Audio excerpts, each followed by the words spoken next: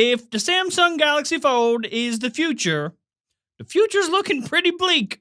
Want daily tech news in a way that doesn't suck? Of course you do. Hit that subscribe button and turn on notifications so you don't miss the next episode. Yo, what's going on, guys? Welcome back to Front Page Tech. Of course, show that gives you all the latest tech news from one geek that is me to another that is you. Happy Friday. Hey, just a quick heads up. If last week during our little sale, during our Hump Day sale, you bought a t-shirt, a hoodie, a long sleeve tee, those are printing and shipping as I speak. So you'll be getting them either over the weekend or next week. Some of you might even have them already. So for the thousands of you that bought that stuff, thank you. And make sure to tweet pictures of it to us when you get it. Okay, news. All right, so first up for today's story, numero uno, let's talk about the Samsung Galaxy Fold.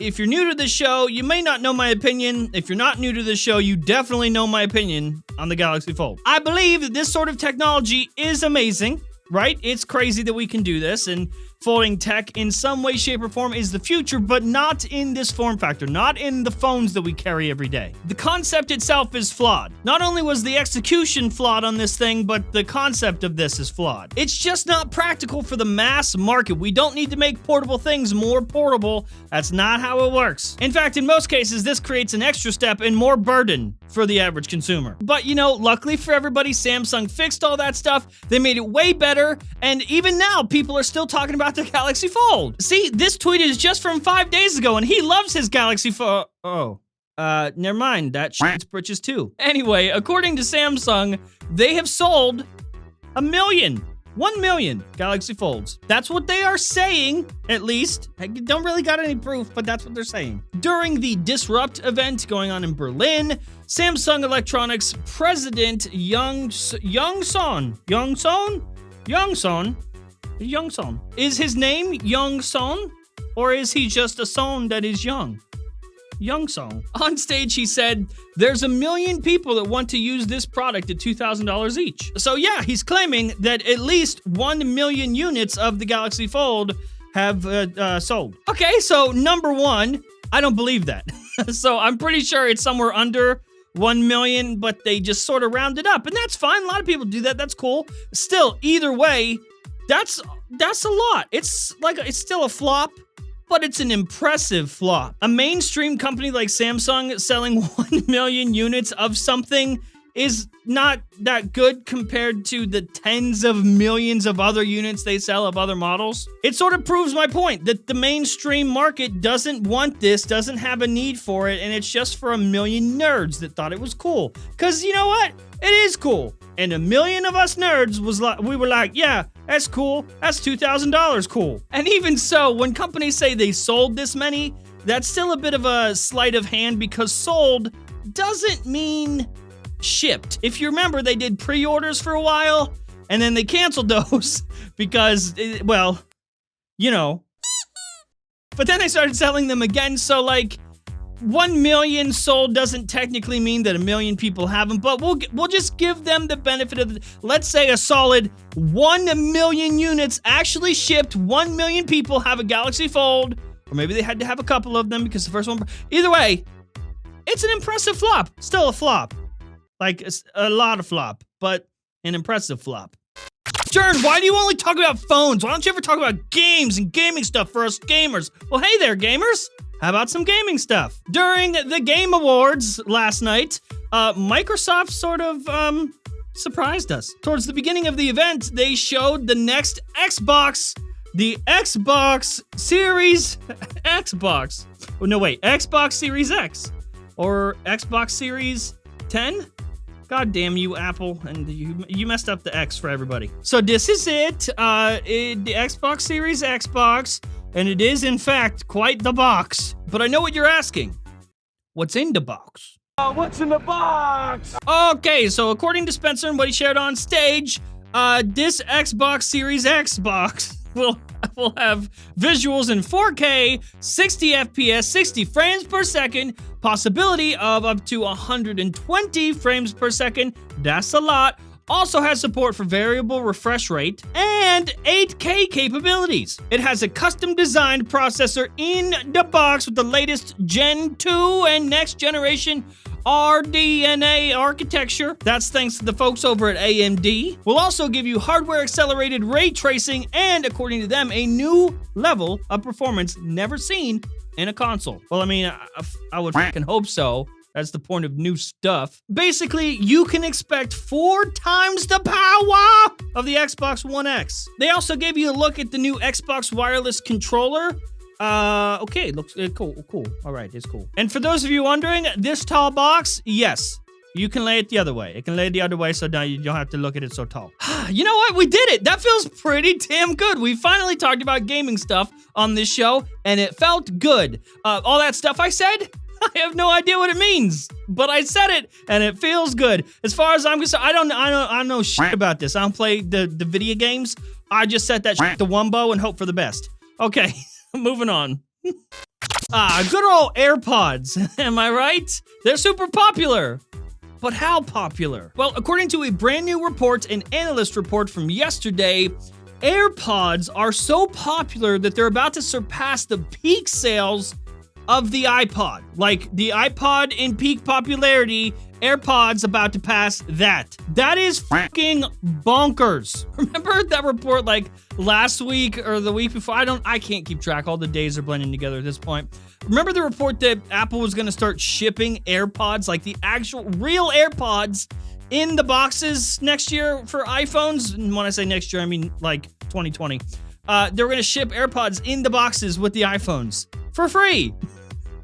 I just don't see that happening. These are they sell so well. Apple makes so much money off of AirPods, and people are willing to buy them over and over again. So that'd be like the iPhone being as successful as it is, and them just giving iPhones away.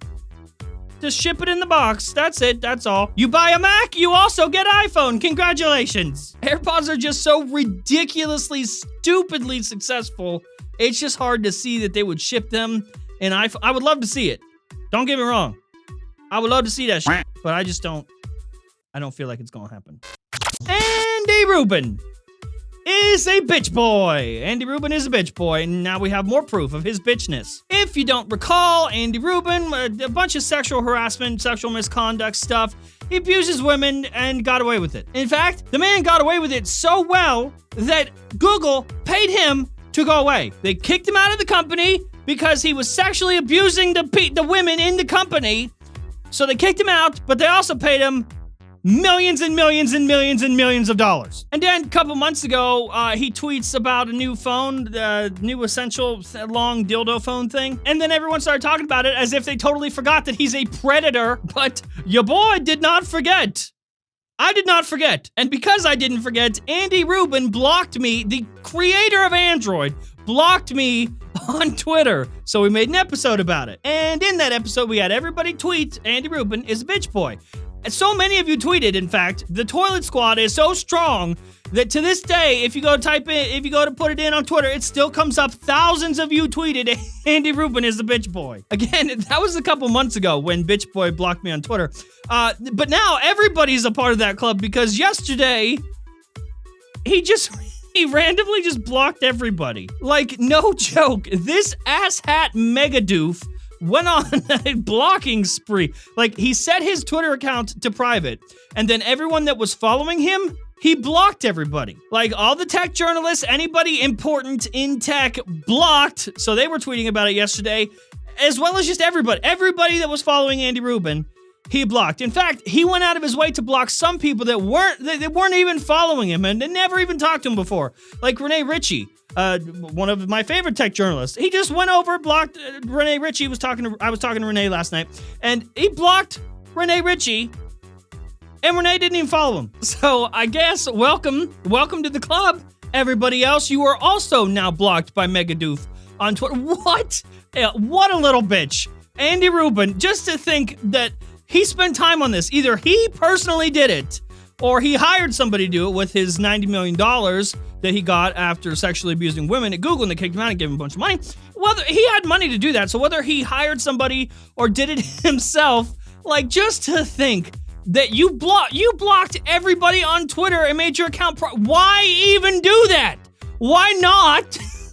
Why not just delete your account. That would have been easier. So not only are you a little baby back bitch, but also you are a fucking moron. You could have just deleted your account, but instead you blocked everybody without their consent.